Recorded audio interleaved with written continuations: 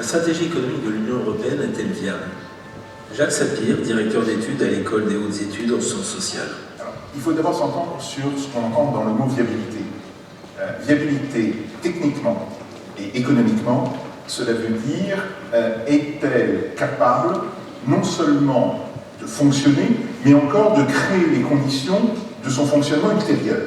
C'est ça la définition de la viabilité. Et là, très clairement, la stratégie européenne n'est pas viable. Et puis, il y a le sens commun du terme, viable, qui peut vivre. Alors oui, effectivement, on peut penser que l'Union européenne va pouvoir vivoter, c'est pas vivre dans la situation actuelle, mais on comprend aussi qu'elle va être confrontée à un nombre croissant de crises. Je m'explique.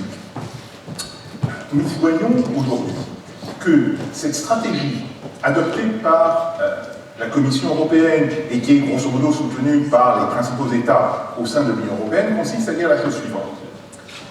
La Banque centrale européenne va faire le maximum de manière à éviter une forte hausse des taux d'intérêt qui serait normalement logique, tout simplement parce que toute une série de pays, alors l'Espagne, l'Italie, la Grèce, évidemment, mais aussi la France, le Portugal, connaissent des difficultés économiques.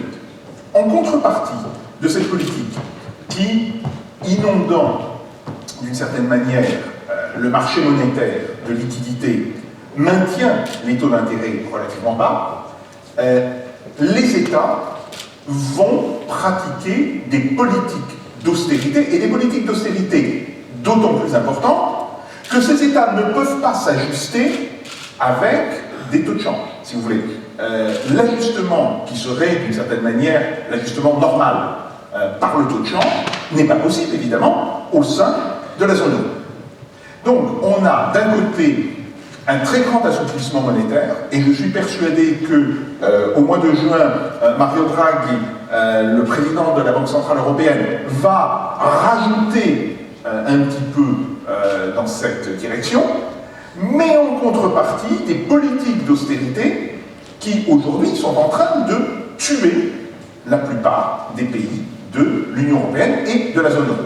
Pourquoi? Eh bien tout simplement parce que, faute de pouvoir ajuster les taux de change, nous avons un pays qui bénéficie aujourd'hui d'une prime économique extrêmement importante, c'est l'Allemagne. Si l'Allemagne devait avoir son propre taux de change, non pas l'euro, mais le Deutsche Mark, le taux de change de l'Allemagne serait probablement à 1,50 $, 1,60 $, peut-être même 1,70 $. Aujourd'hui, il est à 1,14 $. Donc, si vous voulez, l'existence de l'euro et les institutions de l'Union européenne donnent une prime d'environ 30 à 40% sur le taux de change de l'Allemagne. Mais en contrepartie de ce taux de change faible, eh bien évidemment, l'économie allemande a dévasté l'ensemble des économies des pays qui lui sont proches, l'économie française, l'économie italienne, l'économie espagnole, j'en passe, et cela provoque évidemment cette espèce pas de crise violente, mais disons de stagnation que nous connaissons aujourd'hui dans de très nombreux pays. Vous savez, ont été publiés aujourd'hui, 4 mai, les évolutions de la demande intérieure pour la zone euro et pour l'UE 28. Et on voit que partout, la demande intérieure se contracte, sauf en Allemagne. Bien. Donc, ce n'est pas une stratégie viable, et on sait très bien quelle serait la stratégie possible.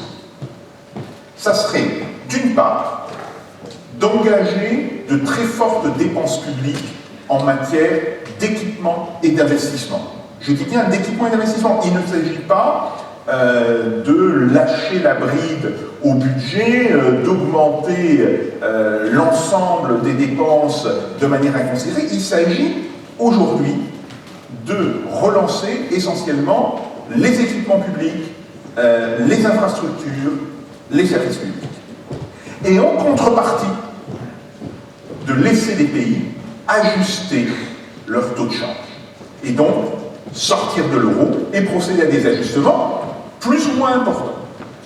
Ce qui fait que, en un sens, d'une part, à très court terme, les pays pourraient annuler une partie de l'excédent commercial gigantesque de l'Allemagne, car, je le répète, l'Allemagne, grâce à l'euro, grâce à la stratégie qui a été mise en place au sein de l'Union européenne, enregistre aujourd'hui un excédent commercial qui, rapporté à la taille de son économie, est plus important que l'excédent commercial chinois. Nous avons un excédent commercial compris entre 6 et 8% du PIB. Il n'est pas, si vous voulez, dans l'histoire des pays européens, de pays qui ait maintenu cette situation pour plus de 2-3 ans. Or, cette situation, l'Allemagne la maintient depuis, grosso modo, 2006. Bon, il y a eu le trou d'air au moment de la crise financière de 2008-2009, mais après, elle est repartie sur les mêmes ordres de grandeur de son excédent commercial. Donc, les pays européens, à court terme, récupéreraient des marges de compétitivité et, d'une certaine manière, ils mangeraient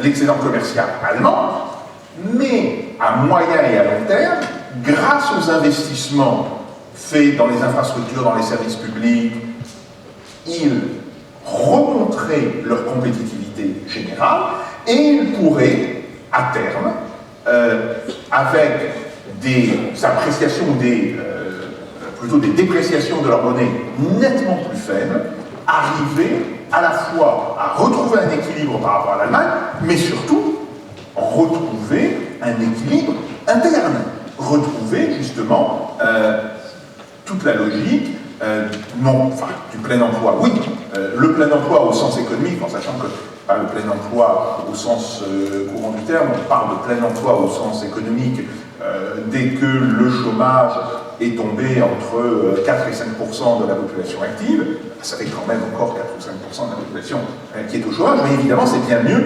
qu'aujourd'hui on est à plus de 10%.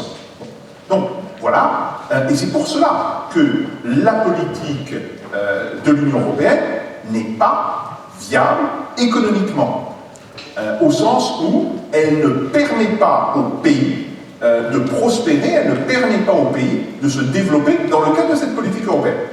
Malheureusement, on peut considérer aussi que cette politique, elle est viable au sens vulgaire du terme, c'est-à-dire que, oui, l'Europe peut vivoter encore 3 ou 4 ans dans ce genre de situation, mais en sachant que la crise ne cessera pas de s'aggraver. Il y a aujourd'hui une crise évidente en Espagne, une crise évidente au Portugal. On ne parle même plus de la Grèce, tellement c'est abominable ce qui s'y passe.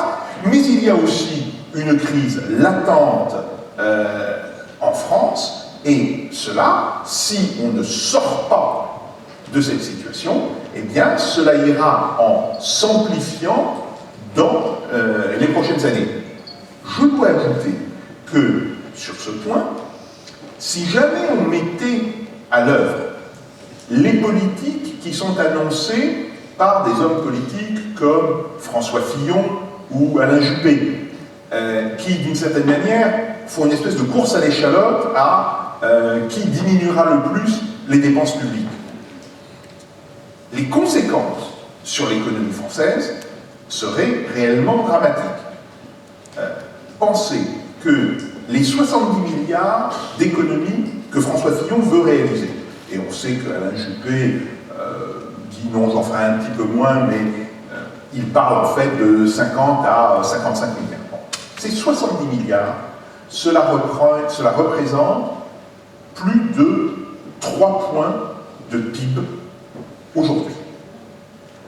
Si vous coupez dans les dépenses publiques pour 3 points de PIB, vous avez des conséquences négatives sur l'ensemble de la production, et à ce moment-là, l'une des conséquences de cette politique de super austérité, parce qu'on est déjà dans une politique d'austérité, de cette politique de super austérité sera très probablement de faire monter le taux de chômage à 14 ou 15%.